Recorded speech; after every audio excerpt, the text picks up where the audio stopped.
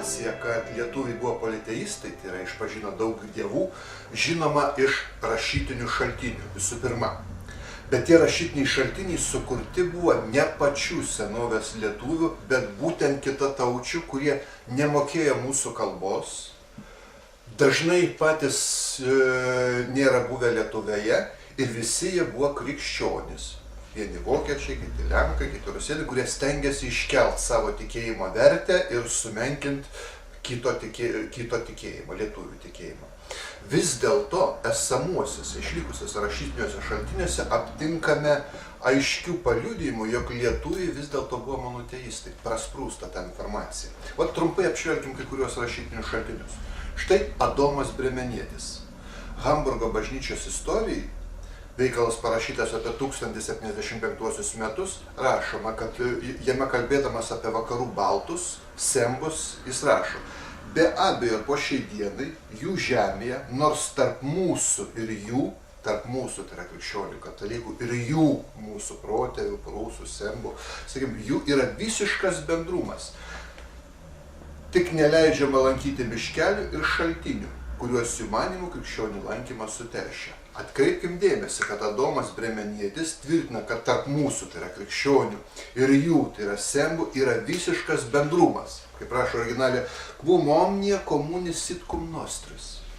Tas sako ne šiaip sau religijai mažai nutuokiantis kažkoks keliautojas, nuotykių ieškotojas, ar pirklys, ar mažai išprūsęs vienuolis metraščių perrašinėtojas.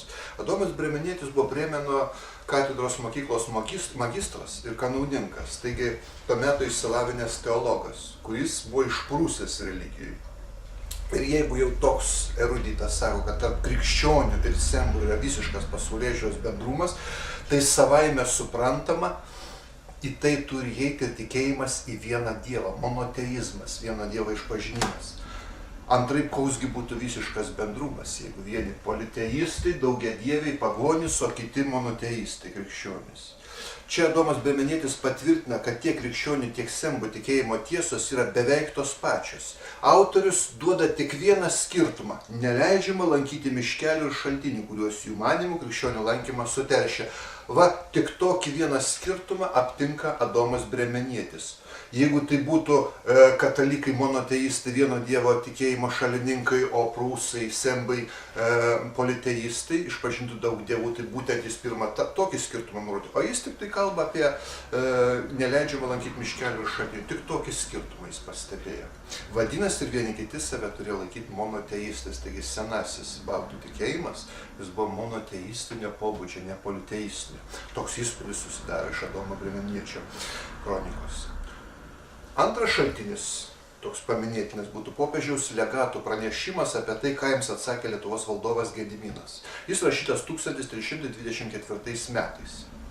Čia jie perpasakojo Gedimino žodžius ir cituoju: krikščionim jis, tai yra Gediminas, leidžias savo dievą garbinti pagal savo papročius, rusams pagal savo apeigas, lenkams pagal savo papročius.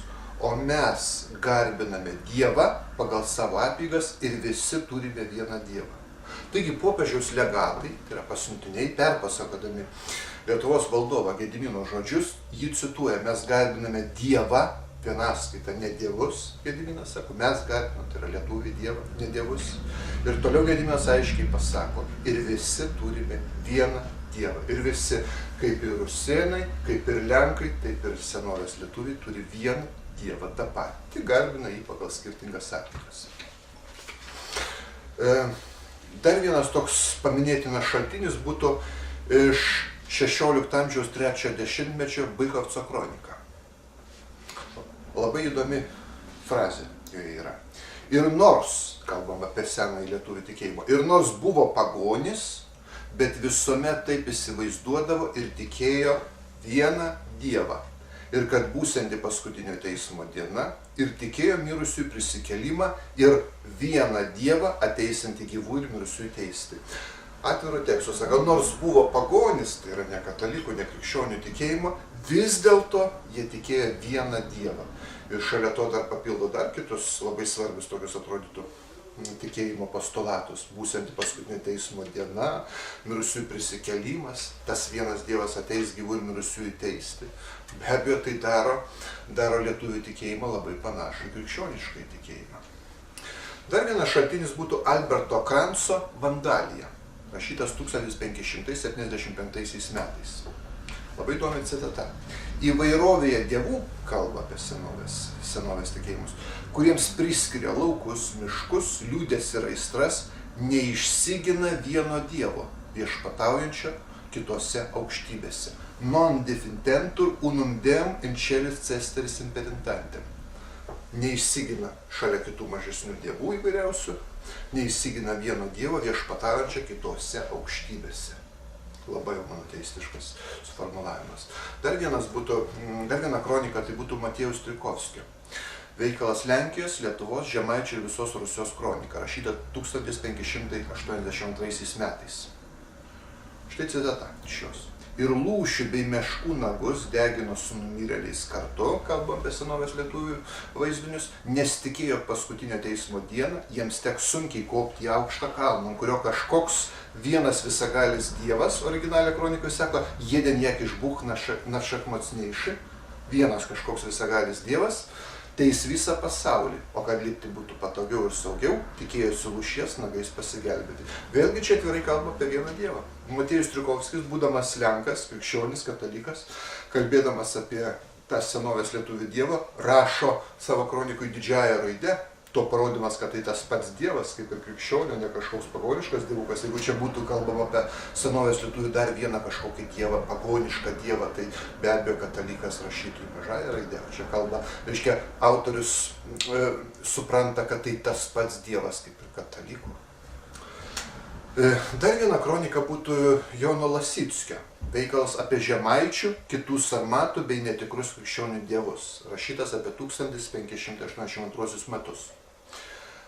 Ten rašo, mat be visagalio ir aukščiausio dievo, kurį jie vadina aukštėjų visagaliuoju, originalė aukštėjas visagystis, tie, kurie dabar dar nepažino vieno krikščionių dievo, garbina daugybę žemėpačių, tai yra žemės dievų.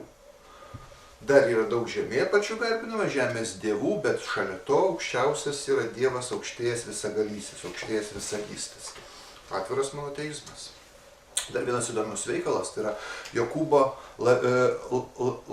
Lavinskio veikalas, laiškas Jonui Pauliui Kampaniui, rašytas 1583 metais.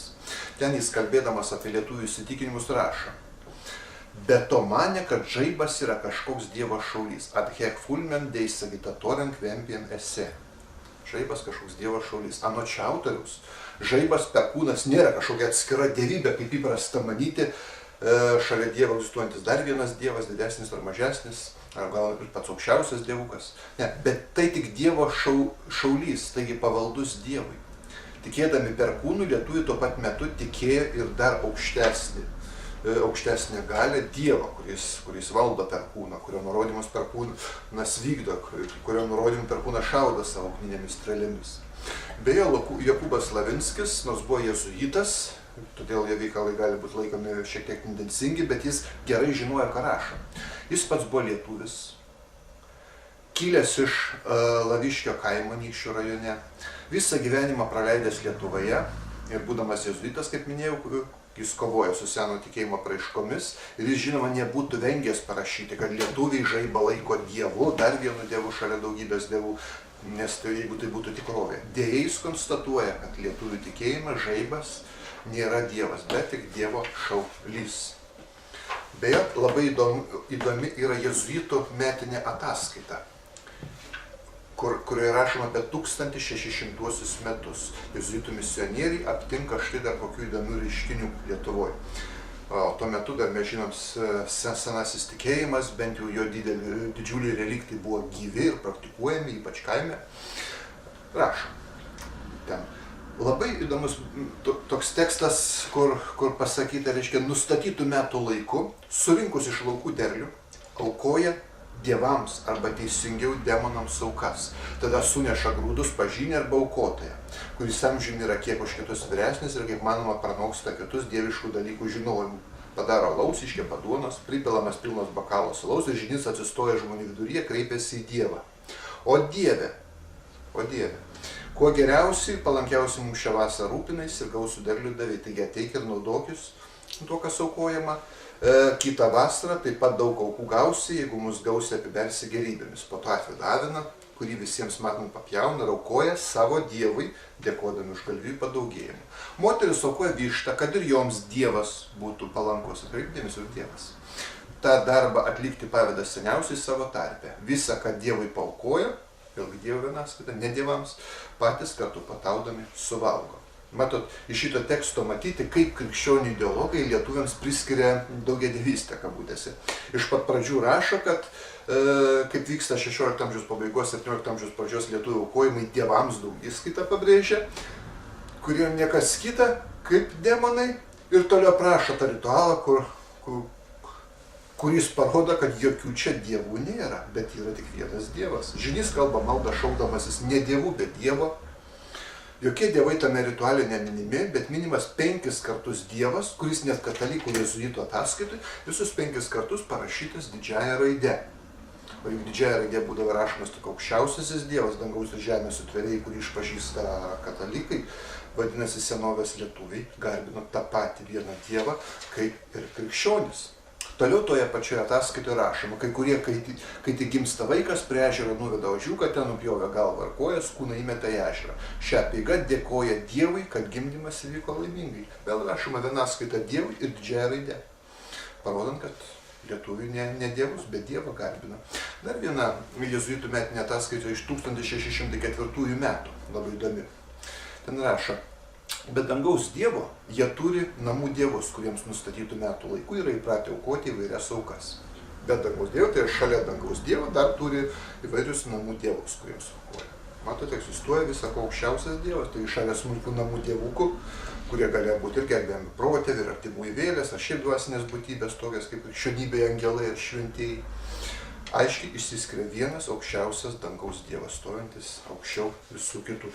Taigi, šios ir daugybė kitų mano nepaminėtų kronikų aiškiai liudija, kad lietuviai turėjo monoteistinę tikėjimo sampratą, kad tie vadinamieji dievai buvo ne kas kita kaip to vieno dievo arba įvairios manifestacijos, apsireiškimai, eufemizmai, pavadinimai, arba tiesiog žemesnės būtybės, sako, kaip katalikų arba stačiatikių bažnyčios angelai ir šventieji. Ačiū.